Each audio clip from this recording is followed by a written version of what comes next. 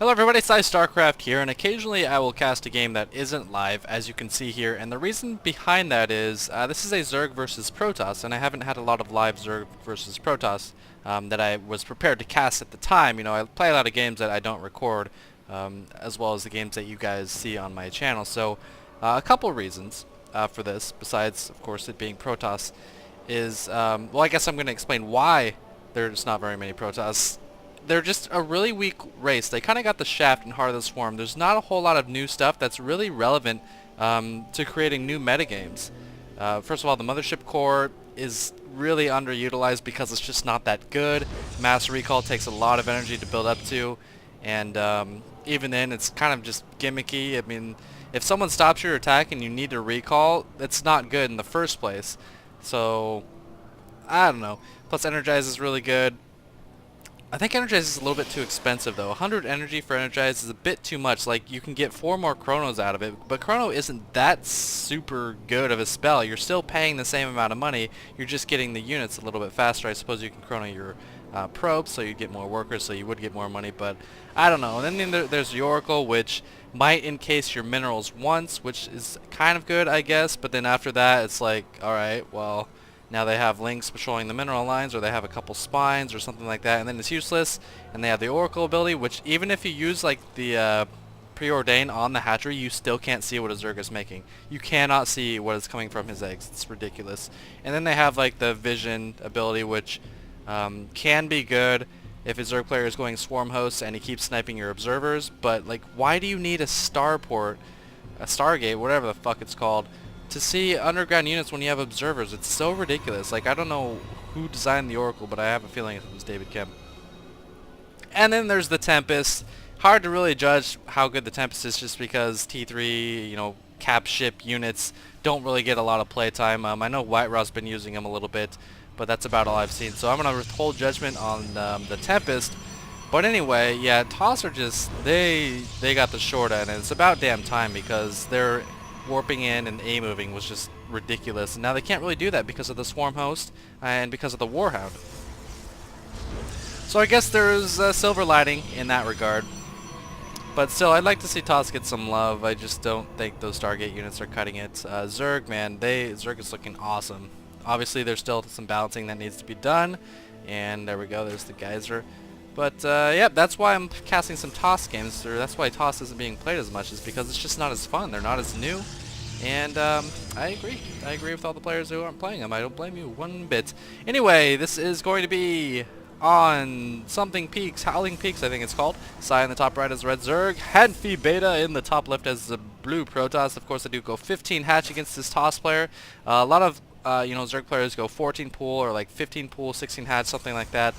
But, you know, if a probe isn't going to be sent to me, I'm just going to go ahead and 15 hatch because I feel like cannoning out an expansion is kind of a way of the past. Either that or people are just being super nice in Heart of the Swarm. But anyway, 15 hatch, 16 pool, 18 gas, 17 overlord, and then you just basically join up like crazy. Now this guy is destroying the rocks super early now. I don't know if he's going to actually destroy them or just get them pretty weak. And I don't know why he's actually doing this. I'm actually going to help him a little bit, but then I'm going to stop and see what he wants to do. Now I guess because maybe he has a plan of going Stargates, or maybe he just wants to warp in all of his offensive units just down here somewhere or something like that. But I'm not going to let him have that. I'm going to take down these rocks, work on these rocks anyway, and you know, maybe eventually I want to destroy them, go for some kind of Swarm Host push or something like that. But as you can see here, I have now made 10 drones, and I continued mining after I completed my gas. Now, shut up, cat. You've seen this build several times from me before. I'm going to use my next 100 and then my 150 to, oh, he's actually going to scout this. Oh, bad, Psy. Did not deny the scout with the Queen. Looks like she tried to, but you should be able to stutter step and kill the probe before it gets up there if you're paying attention. But anyway, layers on the way. Building up to 3 gases, only 3 gases. Notice my drone count's at 34 right now, so I've only made 2 lings, or 4 lings rather, 2 sets of lings, and the rest drones. And this is kind of making me feel a lot safer about droning up, so 7 more on the way. And anyway, I've discovered that Swarm Host rushes against Toss are almost unbeatable. Like, it's so difficult to stop them as Toss just because of how weak gateway units are against them. Zealots do a lot of damage, but they're melee, so the Swarm, the Locusts own them. Stalkers do very little damage but are ranged, and it's just not good for toss. Speed has now come up, and so you get 3 gas. Get your lair right away. Start your infestation pit once your lair completes. Make sure you've got full saturation on each base, and then you're going to want to do a couple of things. Now it's kind of gimmicky. It doesn't work in all situations. Obviously, Twilight Council only. That's really unusual. Usually Toss will go for some kind of early detection. There it is. There's the robotics facility. Now anyway, 4th gas comes a little bit later because you don't need that right away. For swarm hosts, here comes the infestation pit as well as an evolution chamber, and we will see a queen heading out, 1 additional queen. I do actually have another queen on the way, so I'm going to be sending 2 queens out here, and that's going to be my anti-air. It's going to be a swarm host contain with the assistance of buildings. Now, in hindsight, I probably shouldn't have worked on these rocks, because now he's going to kill them a lot faster, and he might catch me off guard with these lings and these drones, because I don't have a whole lot positioned outside of this base right now, except for a couple of overlords and a couple lings. Here come his warp gates, as well as a dark shrine. I see the dark shrine right there. It kind of looks like a pylon. Looks like I might be able to catch this probe. Yes, the probe goes down, so that's kind of good. He's not going to be able to set up any kind of forward warp gate pylon out here or even towards the right. Looks like he does have one right there, though, so that's kind of dangerous. But here we go with the creep strut from the Overlord. I'm going to be building 1 spore for any observers or any void rays, phoenix, something like that, and 2 spines. Now, I've considered 2 spores and 1 spine, but I don't think it matters too much because I've got these 2 queens out, and now I'm just going to continue to rally swarm hosts. You can see I've got the evolved, I'm evolving the enduring locusts, and just kind of positioning myself out here, and here is where I just continue to rally. Now he does have a dark shrine coming, so if he pairs that with an observer, it won't really matter because I've got this spore crawler. And here comes the observer. He sees that I have some kind of contain going on out there, and down goes the observer. So that's very likely for the first observer to die like that. It's really hard for a Protoss to expect it and react to it. And I also have kind of a creep trail leading up to this little contain I've got going on here, and I'm going to slowly inch my swarm hosts up. But remember, he does have DTs, and he's got them in a warp prism. 4 DTs in a warp prism. This is much faster than deploying your warp prism and warping them in. So he's probably going to warp in additional zealots or maybe additional DTs or something like that. And I'm not prepared for this. And this is one thing you've got to do as Toss when you're being contained from a warp prism or from a swarm host. It's one option. When your opponent is attacking from the front, counterattack from the side. An old chess principle, I got to say. So anyway, he's going to be taking down this hatchery so damn fast, and I'm going to send these swarm hosts back to my main because as long as he has no detection in my main, it doesn't matter what these DTs do. They will never be able to kill me. And it looks like I was able to get all my drones out. I need to start them mining at my main base. Overseer is up. Here comes the Warp Prism. Where are the DTs at? Where are the DTs at? They're killing my 3rd base. Looks like I might have been able to cancel that. I couldn't actually tell. And he's trying to force field out while he does damage with these DTs. Picking off a swarm host as well. So decent DT management so far. One critique I had is he should have sent 1 or 2 DTs. Oh, and killing that Warp Prism before it's able to warp in. He should have sent a couple DTs down into my main since he knew my natural was going to go down. I'm continuing to put on pressure here, slowly moving my swarm hosts up. Meanwhile, here come the DTs, but there is an Overseer and a spine on the way as well. Are they going to make more locusts in time? Looks like they are. DTs are going to be running back now that I have detection and a spine, and it looks like my main base is going to be safe from these stealthy little buggers. Meanwhile, swarm hosts continuing to beat away. +1 almost complete for my attack. Going to be moving up my spines.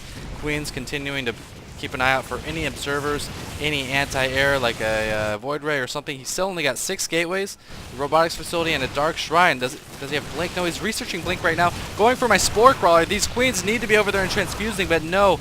Kind of a little bit of lack of foresight right there. Kind of ignoring that was my only detection, but I do have an Overseer on the way as well as 4 more swarm hosts.